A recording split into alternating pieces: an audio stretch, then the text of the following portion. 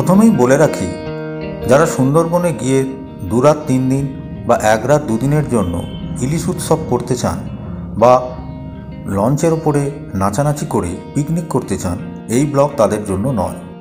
কিন্তু এই ব্লগ তাদের জন্য যারা সুন্দরবনের নিভৃত কোনো দ্বীপে গিয়ে 2 দিন নিরিবিলিতে কাটাতে চান এবং তার সঙ্গে দেখে নিতে চান সুন্দরবনের প্রাকৃতিক কিছু শোভা এবং তার সঙ্গে ওখানকার কিছু দর্শনীয় স্থান। তাহলে চলুন আমার সঙ্গে ঘুরে নিন সুন্দরবনস্থ গোসাবা অঞ্চলের বালি যুব আবাসে থাকা এবং তার সঙ্গে রবীন্দ্র স্মৃতি বিজড়িত কিছু জায়গা। সুন্দরবন যেতে গেলে আমরা সবাই জানি প্রথমে আপনাকে যেতে হবে শিয়ালদা দক্ষিণ শাখায় এবং সেখান থেকে ক্যানিং লোকালে চেপে আপনাকে প্রথমে যেতে হবে ক্যানিং। শিয়ালদা থেকে ক্যানিংয়ের ভাড়া 15 টাকা এবং সময় লাগে ওই 1.5 ঘন্টা মতন। চলে এলাম ক্যানিং স্টেশনে। ক্যানিং স্টেশনে নেবে এখানে সুন্দরবন ভ্রমণের জন্য অজস্র ট্রাভেল এজেন্সি তাদের গ্রুপ ট্যুর করিয়ে থাকে, কিন্তু আমি তো সুন্দরবন ভ্রমণ করব বলে সেই রকমভাবে এবারে আসিনি। কাজেই আমি এখান থেকে রওনা দিলাম এখানকার বাস স্ট্যান্ডের উদ্দেশ্যে। এখান থেকে সরাসরি বাস বা ট্রেকারে চড়ে আপনাকে যেতে হবে গদখালি লঞ্চঘাট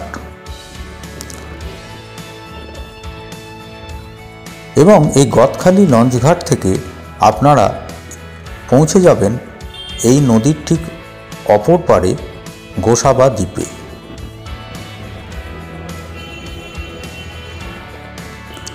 এখানে 2 রকমের লঞ্চ আছে, তবে সাধারণ যাত্রীদের জন্য যে লঞ্চ গোসাবা থেকে গদখালি পারাপার করে সেই লঞ্চে চেপে আমি রওনা দিয়েছিলাম গোসাবার উদ্দেশ্যে।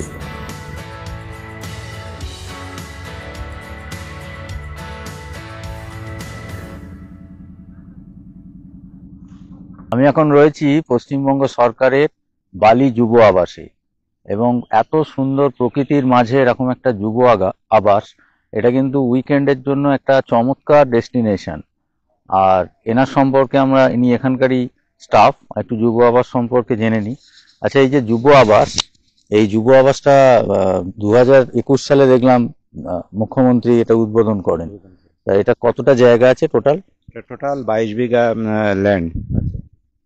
22 বিঘা 22 বিঘা 22 বিঘা ল্যান্ড টোটালি কনক্রিটের ব্যারিগেটে এবং তার উপর লোয়ার রেলিং দিয়ে প্রোটেকশন করা, যাতে কোনো রকমের বাইরের কোনো জীবজন্তু বা জঙ্গলের পশু যাতে না প্রবেশ করতে পারে বা দুষ্কৃতীরা না ঢুকতে পারে, সেই ধরনের। আচ্ছা, এরকম কটা বিল্ডিং রয়েছে? এরকম একটা বিল্ডিং এ আছি, বিল্ডিংটার নাম হচ্ছে ফ্যামিলি সুইট। হ্যাঁ, ফ্যামিলি সুইট। এটার নাম হচ্ছে ইনডোর বোধহয় না? মাতলা। মাতলা।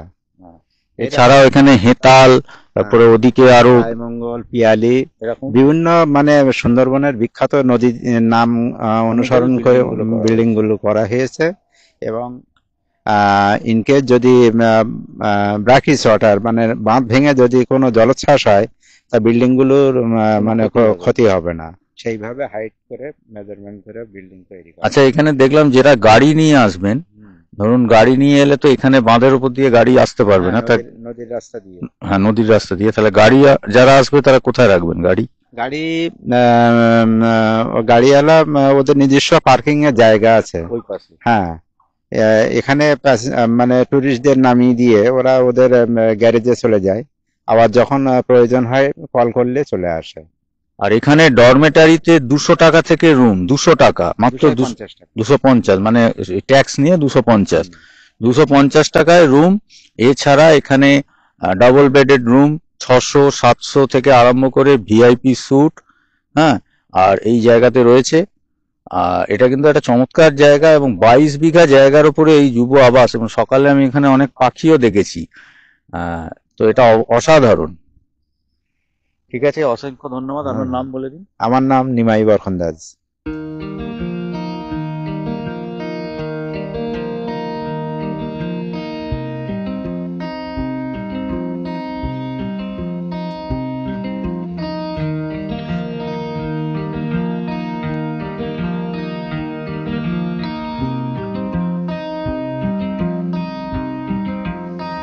হচ্ছে যুব আবাসের ক্যান্টিন, বা ক্যান্টিন না বলে একে ডাইনিং হল বলা ভালো। বিশাল জায়গা, মানে এত বড় যুব আবাস পশ্চিমবঙ্গে আর দ্বিতীয়টি নেই। এবং এই ক্যান্টিনের মধ্যে কালকে আমরা রাত্রে খেয়েছি।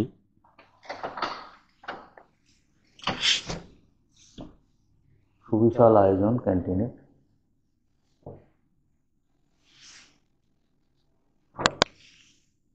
আর এখানে যেটা এরা বললো যে যদি এখানে কেউ খেতে চায় তাহলে আগাম তাকে ফোন করে এদেরকে ইনফর্ম করতে হবে।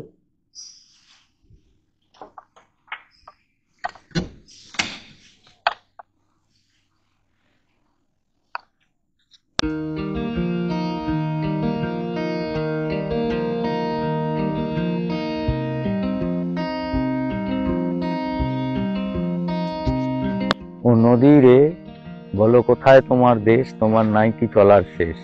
এই হচ্ছে সেই নদী, সুন্দরবনের বিদ্যাধরী নদী। আর বিদ্যাধরী নদীর অপর দিকে বিদ্যা আইল্যান্ড, আর এদিকটা হচ্ছে বালি, বালি দ্বীপ, যেখানে আমরা এসেছি, বালি যুব আবাস। আর এছাড়াও সুন্দরবনে প্রচুর আইল্যান্ড। এখান থেকেই লঞ্চ ট্যুর করায়। যুব আবাস থেকেও অনেক সময় রাত্রিরে, অর্থাৎ সারাদিন লঞ্চে ঘুরে রাত্রিরে যুব আবাসে থাকে, সেরকমও ব্যবস্থা আছে। দূরে লঞ্চগুলো দেখা যাচ্ছে, এখনো আসেনি। এখন বাজে প্রায় 4টে, পৌনে 4টে মতন। তো 5টার মধ্যে সমস্ত ঢুকে যাবে।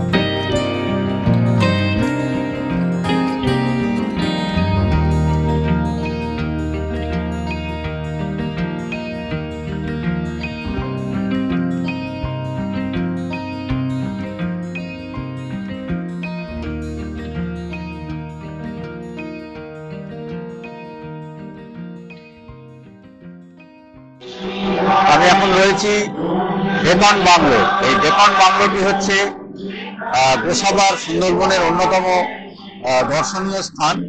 এখানে বিশ্বকবি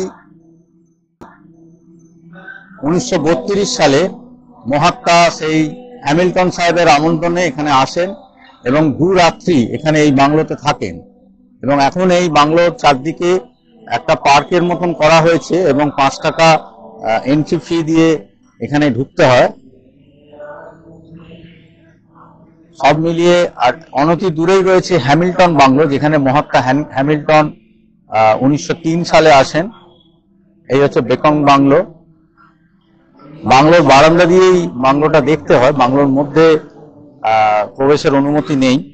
আমি এখন আছি গোসাবার হ্যামিল্টন সাহেবের বাংলো, সেই হ্যামিল্টনের বাংলোর সামনে। স্কটল্যান্ড থেকে স্যার ড্যানিয়েল হ্যামিল্টন 1903 সালে এই ভারতবর্ষে আসেন এবং তৎকালীন ইস্ট ইন্ডিয়া কোম্পানির থেকে তিনি 15,000 বিঘা জমি ইজারা নেন। এবং ভারতবর্ষের প্রথম সমবায় সমিতি বা সমবায়িকা এই সাহেবেরই তৈরি। এবং এখানে গোসাবা প্রত্যন্ত অঞ্চলের উন্নয়নের জন্য তিনি এখানে চিকিৎসা কেন্দ্র, তিনি এখানে কৃষি ব্যবস্থা ইত্যাদি সমবায়ের মাধ্যমে এই অঞ্চলে করেন। আর এই বাংলোর মধ্যে এখন ঢোকা যায় না, বাংলোর চারদিক থেকে বাংলোটা ঘুরিয়ে আপনাদের দেখাবো। তো এটা হচ্ছে হ্যামিল্টন সাহেবের বাংলো। তাহলে বন্ধুরা আর দেরি কি, ব্যাগ গুছিয়ে শনি রবিবার বেরিয়ে পড়ুন সুন্দরবনের গোসাবায় বালি যুব আবাসের থেকে এই হ্যামিল্টন বাংলো আর বেকন বাংলো দেখতে। সবাই ভালো থাকুন, নমস্কার।